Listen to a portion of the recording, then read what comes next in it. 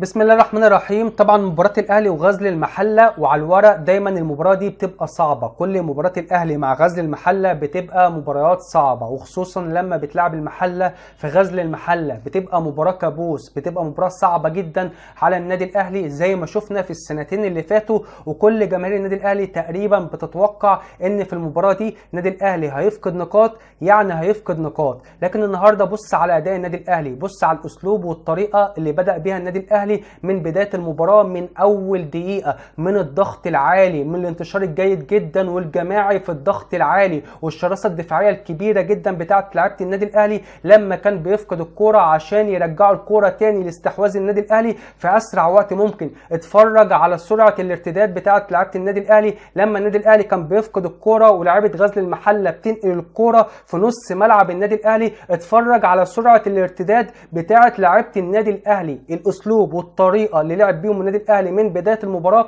هي اللي سهلت عليه المباراه بشكل كبير جدا، هي اللي خلتك تحط المحله في نص ملعبهم وتخليهم دايما في الحاله الدفاعيه، وتخلي النادي الاهلي يسيطر ويستحوذ على الجيم من بدايه المباراه ويشكل خطوره كبيره جدا على فرقه المحله، وتخليه يسجل هدفين في اول نص ساعه، هدفين يدوا ثقه كبيره، هدفين يريحوا لعيبه النادي الاهلي بشكل كبير جدا في الشوط الثاني ويخلوهم يلعبوا باريحيه وبثقه كبيره جدا ويسيطروا ويستحوذوا على الجيم بالكامل في الشوط الثاني. والثقه الكبيره اللي كان بيلعب بيها لعيبه النادي الاهلي وصلت لمرحله الدلع، زي ما شفنا طبعا الخطا بتاع محمد الشناوي اللي كان بيدلع فيه، لانه طبعا بيلعب باريحيه وبيلعب بثقه كبيره جدا، وده اللي خلاه يتدلع في الكوره اللي كانت ممكن تسبب له مشكله وتسبب للنادي الاهلي مشكله وتخلي المحله يرجع في المباراه بهدف اول. هي اللي خلت كولر في الشوط الثاني يدي لعيبه زي شادي حسين ومحمد شريف وحسين الشحات يدوا لهم فرصه النهارده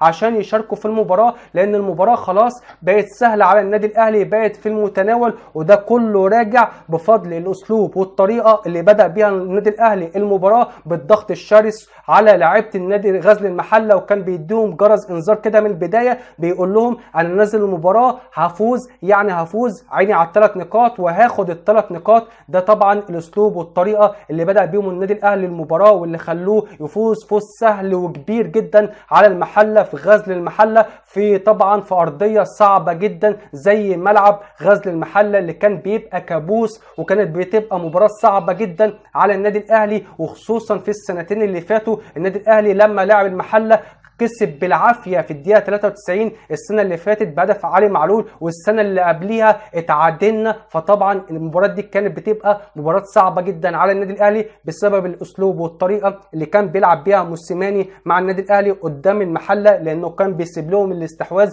كان بيسيب لهم السيطره، وبالتالي لعيبه غزل المحله كانت بتاخد ثقه كبيره جدا على النادي الاهلي، وكانت بتشم نفسها بقى على لعيبه النادي الاهلي، وبالتالي كانوا بيقدموا مباراه كبيره جدا على الاهلي في المحله ويصعبوا عليه المباراه بشكل كبير جدا ويخلوا النادي الاهلي يفقد نقاط في المباراه دي. وبالتالي كان بيفقد نقاط كتيره النادي الاهلي في الموسمين اللي فاتوا، خلوه بشكل كبير جدا يفقد طبعا ان انت تاخد الدوري زي ما حصل السنتين اللي فاتوا. لكن طبعا من بدايه المباراه بالاسلوب والطريقه اللي لعب بيهم كولر النهارده المباراه هو اللي خلى المباراه تبان سهله جدا على النادي الاهلي ويفوز فوز سهل، وطبعا باداء كبير جدا ما شفناهوش من النادي الاهلي من سنين زي ما شفناه النهارده مع كولر. وطبعا كولر النهارده بيدي لعيبه النادي الاهلي كلهم ثقه لما يدي بيرسي تاو من بدايه المباراه ويخليه النهارده يجيب هدف يديله ثقه كبيره جدا ويخليه يخش تاني في تشكيله النادي الاهلي بقوه. النهارده برونو سافيو بيسجل وده طبعا اول هدف ليه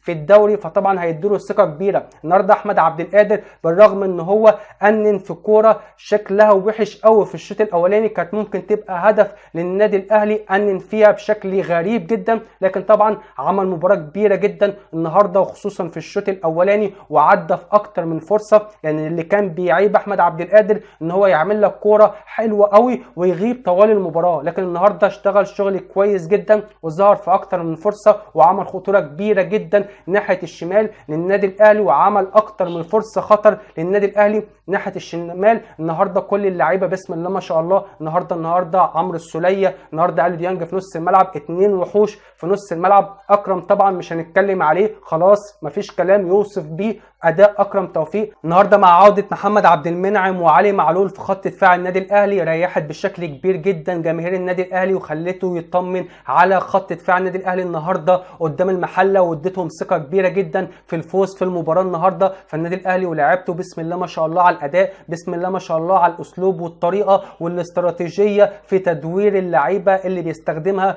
كولر مع النادي الاهلي، اللي ان شاء الله هتجيب نتائجها، وان شاء الله النادي الاهلي من اداء افضل لاداء افضل في الدوري، ومن فوز لفوز في الدوري باذن الله، ونحصد البطوله السنه دي باذن الله تعالى، وان شاء الله نروح لابعد نقطه ممكنه، وان شاء الله ناخد افريقيا بالاداء بالاسلوب بالاستراتيجيه اللي بيلعبها كولر مع النادي الاهلي، اللي كان محتاجها لعيبه النادي الاهلي وقبلهم كان محتاجها جماهير النادي الاهلي، ان هو يتفرج على اداء ممتع من لعيبه النادي الاهلي، وكمان نتيجه كبيره، وكمان فوز عريض زي ما شفنا النهارده على فرقه رخمه في ملعبها زي غزل المحله. فالف مبروك للنادي الاهلي، وان شاء الله من افضل لافضل باذن الله تعالى. اتمنى يا رب كل التوفيق لكولر، اتمنى يا رب كل التوفيق للنادي الاهلي، اتمنى يا رب يكون كلامي في الكوره عجبكم. ما تنسوش تعملوا لايك والاشتراك في القناه، والسلام عليكم ورحمه الله وبركاته.